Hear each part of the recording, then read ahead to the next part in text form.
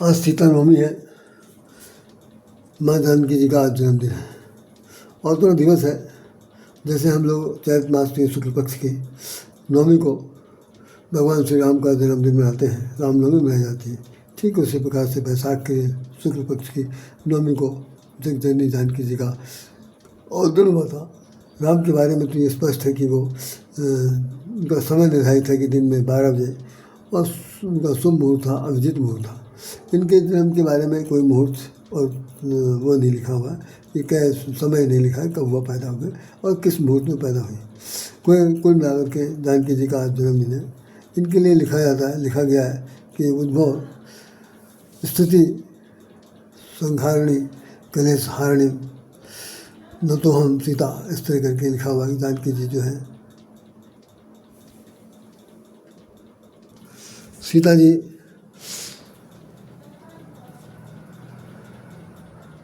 जन्मदात्री हैं, संहार कारिणी है, सृजन हारिणी है, कलेश हारिणी है, भगवान राम की प्रतिमा है और जगत जननी है। इनको इतने रूपों में बताया गया। गोस्वामी जी ने इनके बारे में एक बात और लिख दिया है कि जनक सुता जग जननी जानकी, जनक सुता जग जननी जानकी, अतिशय प्रिय करुणा निधान की, अतिशय प्रिय करुणा निधान की, जाके जुगपद कमल मनाओ, हरता जा सुकृपा निर्मल मति पाओ। भगवान गोस्वामी जी कह रहे हैं कि ये जगत जननी है। इनके चरण कमल रूपी दोनों चरणों की अगर कोई वंदना करेगा, पूजा पाठ करेगा तो निश्चित रूप से वो देवी जो है वो निर्मल मति प्रदान करेंगी। ये भक्ति देने वाली हैं।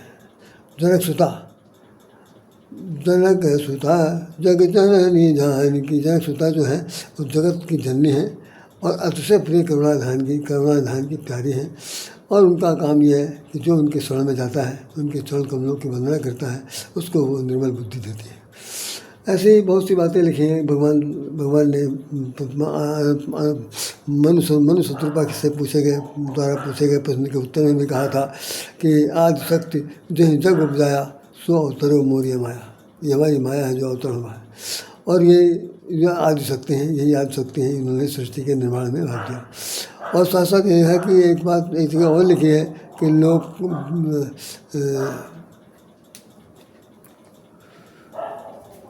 लोकप जासु,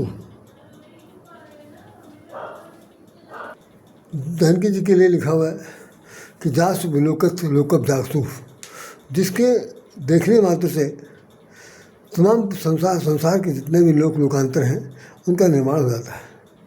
उस सृष्टि के विशेष रूप से सृजन करने वाली वो देवी स्वरूपा हैं।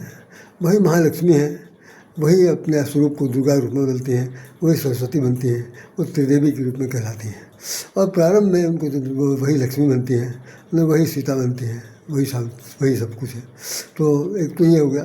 जिस वक्त जनक वाटिका में रहती हैं, जनक की वाटिका में रहती हैं, तो वहाँ पर लिखा है कि वो संत सभा 34 अमराई, वहाँ पर संतों की सभा जैसी अमराई आम के वृक्ष लगे होते हैं, जहाँ पर मादकता होती है, जहाँ पर भौरे गुंजायमान करते हैं, तरह तरह की फूल पत्तियाँ होती हैं। जो कोई वहाँ जाता है वो समझ लो उसी वन में फंस जाता है। भगवान राम भी गए थे और अचानक उनको फिर यही हुआ कि जानकी जी से जब भेंट हुई तो वो बिल्कुल एकदम परास्त हो गए।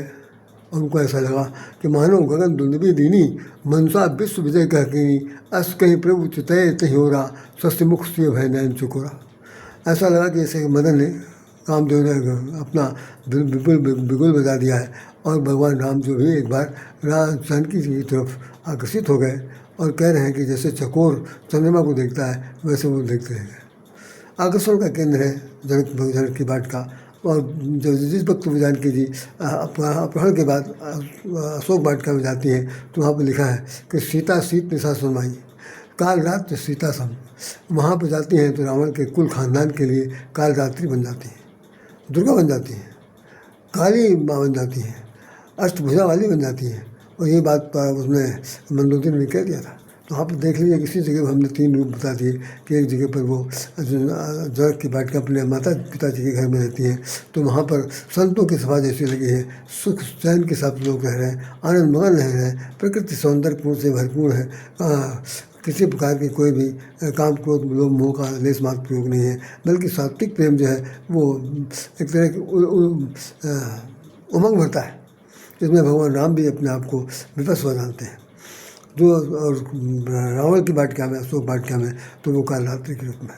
संसार के सृजन के लिए, विसर्जन के लिए उनका ही योगदान होता है, और वो जानकी जी धरती माँ की पुत्री कहलाती हैं। यद्यपि ये कहाँ तक सच है, ये सब तमाम सारी पुराणों में, कुछ में कथाओं में, कुछ में ऐसे वैसे सब लिखा हुआ। ऐसा कहा जाता है कि भगवान जो एक बार आज हमने उस पर डिटेल दिया है कि कुछ तमाम सारे जो पूजा पाठ करने वाले हैं, कुछ यूट्यूब बनाने वाले हैं, कुछ किताबवाचक हैं, वो अपने अपने बात पर हाँकते रहते हैं। लेकिन सच में हमने जो समझा वो ये समझा, उसमें लिखा हुआ है कि राजा जनक ने सोने का हल चलाया तो उनका हल चलाते समय पत्नी हल चलाते समय उनका जो हल का नोक थी वो उनके एक गड्ढे पत्थर से लड़ गया। जब उसको पत्थर हटाया गया तो उसमें एक घड़ा निकला, घड़े के अंदर से कोई सुंदर सी कन्या प्रकट हुई। सूखा पड़ गया था, भूकाल आ चुका था, भूखमरी आ चुकी थी, तो पूर्वजों ने कहा कि भाई ऐसा करो तो सोने का हल चलाओ।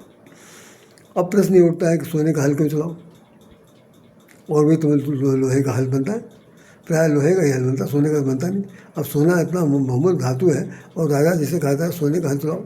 यहाँ पर क्या है, यहाँ पर एक बहुत बड़ी बौद्धिक स्तर की चर्चा की जा रही कि राजा होकर के जिसके मन में, चूँकि वो सन्यासी है, महात्मा है, कि जो राजा होगा, सन्यासी होगा, उसको संसार की किसी भी मूल्य से मूल्यवान वस्तु पर भी मोह नहीं होगा, और वो हल ढूंढने में कम नहीं होगा। तो हल करने के लिए सोना ही बताया गया। तो सोना और मिट्टी एक ही है। जैसे कंचन से ऐसी काया, तो काया तो मिट्टी हो जाती, काया मिट्टी है, और इसी काया को कंचन कहते हैं, सोना भी कहते हैं। तो सोने जैसी काया, कंचन जैसी काया, मिट्टी जैसी काया, तो जब सब कुछ कहा जाता है तो सोने का हल जब से चलाते हैं तो उसमें से कन्या पैदा होती है, जबकि बिल्कुल ऐसा कुछ नहीं है। जहाँ तक हमने इसका सोच किया उसमें मुझे जानकारी मिली कि वास्तव में जानकी जी की जो माँ थी सुनैना देवी, जनक की पत्नी, वो गर्भवती थी, और चूँकि वो व्यवस्था थी कि दोनों को चलाना है, क्या नाम, अरे हल जोतना है, तो हल जोतते समय उनको प्रसव पीड़ा हुई, और उसी खेत में ही उनको कन्या रत्न की प्राप्त हो गई।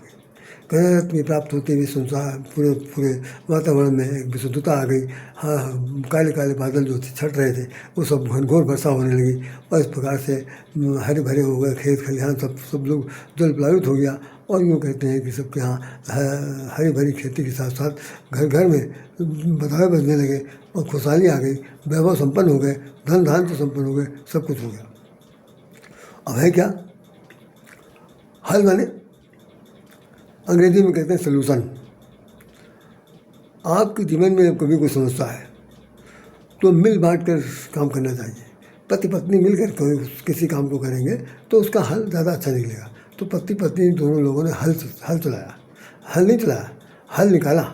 हल निकालने के बाद क्या किया, हल का जो हल निकला उसका उन्होंने व्यवहारिक जीवन में क्रियान्वयन किया, उसको उसे अप्लाई किया, इम्प्लीमेंट किया। तो परिणाम निकला कि भाई आपके घर में खुशहाली आई, राजमहल में खुशहाली आई, जनता जनार्दन में खुशहाली आई, सब कुछ। तो इसी तरह हमारे आपके जीवन में जब भी कभी कोई ऐसी समस्या आती है, सार्वभौमिक सत्य के रूप में हो या इंडिविजुअल किसी रूप में हो, तो हल निकालना चाहिए, हल ढूंढना चाहिए, हल चलाना चाहिए।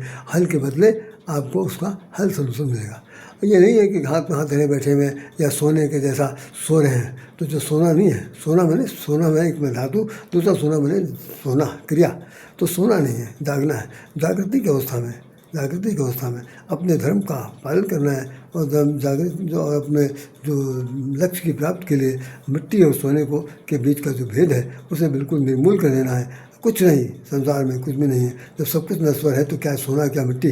जब हमारा शरीर ही सोना मिट्टी सब कुछ हो जाएगा तो ऐसी स्थिति में हमें सब कुछ ढूंढना। तो तब क्या प्राप्त होगी, जब आपके अंदर वैराग की चरमष्ट प्रकाष्ठा से दोगे तो उसी समय आपके घर में गृह लक्ष्मी पैदा होगी, लक्ष्मी का आगमन होगा। और पूरे परिवार में, पूरे समाज में, पूरे राष्ट्र में, पूरे देश में जितने भी होगा लक्ष्मी का आगमन। लक्ष्मी का आगमन हर घर में जरूरी नहीं है कि सबके घर लड़की पैदा हो, मतलब धन धान से संपन्न हो जाएंगे जब आपके मन में यह अनुराग आएगा कि हमें हर समय समस्या के हल के लिए तत्पर रहना है और तत्पर रह करके हल ढूंढना है।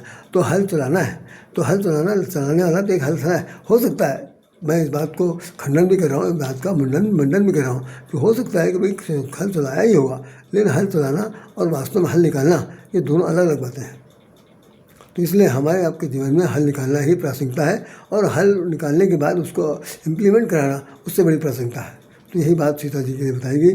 जानकी जी जो पैदा होती हैं तो वो वहाँ पैदा होती है, ऐसा घड़े से निकली थी। तो देख लीजिए हर गर्भणी की स्त्री का जो पेट होता है वो घड़े की तरह फूला होता है। तो घड़े से निकली तो पेट से ही तो पैदा होंगे। अब आप अनुमान लगाइए कि घड़े के अंदर कोई जीवधारी जिंदा रह सकता है, और कितने दिन तक? 24 घंटे के अंदर सांस फूले मर जाएगा, और मिट्टी घड़े को उसको तो बंद कर दिया गया, उसके अंदर गाड़ दिया गया। तो ये सब बातें जो बताई जा रही हैं कल्पना है और विश्वास से परे हैं। और कहते हैं कि रावण जो था उसने तमाम सारे ऋषियों मुनियों के जो रक्त थे और उनके वीर्य थे उसको संग्रहित करके उसने घड़े में भर करके उसमें पृथ्वी में गाड़ दिया था। तो मुझे कोई बताए कि ये पृथ्वी कहाँ, लंका कहाँ है और मिथिला कहाँ है? मिथिला जिसका आज नाम जो है नेपाल है, तो वो लंका से नेपाल आएगा ज़मीन में घड़ा है गाड़ने के लिए? अरे इससे ज़्यादा मूर्खता किसी सोचने के बाद क्या हो सकती है? तो घड़ा ना कहीं किसी ने गाड़ा, न उससे किसी से कोई दुश्मनी है। वो अपनी जगह पर, अपनी जगह पर राजा जनक अलग है, उनका व्यक्तित्व अलग है, रावण का व्यक्तित्व अलग है, उससे कोई तालमेल नहीं है। न घड़ा गाड़ा गया न घड़ा निकला। जानकी जी बाकायदा प्रकट हुई। तो इसका आप पूछ सकते हैं कि इसका आप जो कह रहे हैं तो मेरा वो साक्ष्य दीजिए। तो साक्ष्य सुनिए। जनक वाटिका में भगवान राम अपने छोटे भाई लक्ष्मण से कह रहे हैं, तात जनक तन्या यह सोई धनुष जग जय कारण होई। उन्होंने बताया, हे छोटे भाई लक्ष्मण, ये जनक की तन्या है। तन्या किसे कहते हैं? तन से जो निकली गई होती है। इसका मतलब जमीन से नहीं निकली, इसका मतलब घड़ा फोड़ कर नहीं निकली, इसका मतलब कोई दत्तक पुत्री नहीं है, बल्कि स्त्री पुरुष के संसर्ग से के द्वारा जो पुत्री पैदा हुई है वो जनक तन्या है। इसीलिए उनका नाम जनक दुलारी है, इसीलिए नाम उनका जनक नंदिनी है, इसीलिए उनका नाम जानकी है। तो जनक तन्या, तन से, तने बने पुत्र और तन्या बने पुत्री। तो पुत्री जनक की है, तो इसलिए ये कहना बिल्कुल मूर्खता है कि भाई वो ज़मीन से पैदा हुई। और भाई जो लोग कह रहे हैं वो कहते हैं, ज़िंदगी में कहेंगे हम तो बचपन से सुनते आ रहे, तमाम सारे पाठ्यक्रम पढ़ा, लोगों ने पढ़ाया, सब कुछ किया, लेकिन कभी भी किसी ने सोचा नहीं कि वास्तव में ये चीज़ सच हो सकती है, ये झूठ हो सकता है। तो हमने आज इस बात को बताने की चेष्टा की। हम यही सब कहेंगे सबसे, सारी बात तो कथा कहानी अपनी जगह पर है, सिर्फ उनका जो मोटो है, मूल उद्देश्य कि जानकी जी जो हैं वो सबको विमल बुद्धि देती हैं, निर्मल बुद्धि देती हैं और भक्ति भावना की बुद्धि देती हैं। तो जो लोग उनके दोनों कमल रूपी चरणों को मनाएंगे, उनके चरणों की वंदना करेंगे, उनके चरणों की आरती उतारेंगे, उनके चरणों में शीश नवाएंगे, उनको हर प्रकार से दंडवत प्रणाम करेंगे, और भीख के रूप में जो बुद्धि, सद्बुद्धि, अखंड ज्ञान की भक्ति मांगेगा उसे जानकी जी देंगे। तो इन्हीं शब्दों के साथ राधे श्याम राधे इस बात को ये विराम देता है और कहना चाहता है कि आप इसे विशेष रूप से सुनिए, समझिए, और जो हमने तर्क दिया है, जो उदाहरण दिए हैं, उन तार्किक विश्लेषण को आप एक बार चिंतन मनन जरूर कीजिए। मानिए भैया चाहे न मानिए, आपकी मर्जी। मैं सच ये है जो आपको मैंने बता दिया कि जानकी जी धरती फोड़ से निकली हैं, जानकी जी गर्भ से पैदा हुई, इसलिए उनको जनक कन्या कहा गया। ठीक है, और आप लोगों को बहुत बहुत धन्यवाद, शुभकामनाएं। फिर हम एक बार वो चौपाई पढ़े दे रहे हैं कि जाके युग पद कमल मनामू, जासु कृपा निर्मल मति पाऊँ। जिनकी कृपा से निर्मल मति मिल सकती है, तो उनके दोनों कमल रूपी चरणों को मनाना हमारा आप सबका बड़ा श्रेष्ठकर है, बड़ा बहुत ही पवित्र कार्य है और कर्तव्य है। जय श्री राम, जय श्री राम, जय श्री कृष्ण, जय श्री राधे, जय सीताराम, जय जानकी माता जी की जय, जय जानकी माता जी की जय।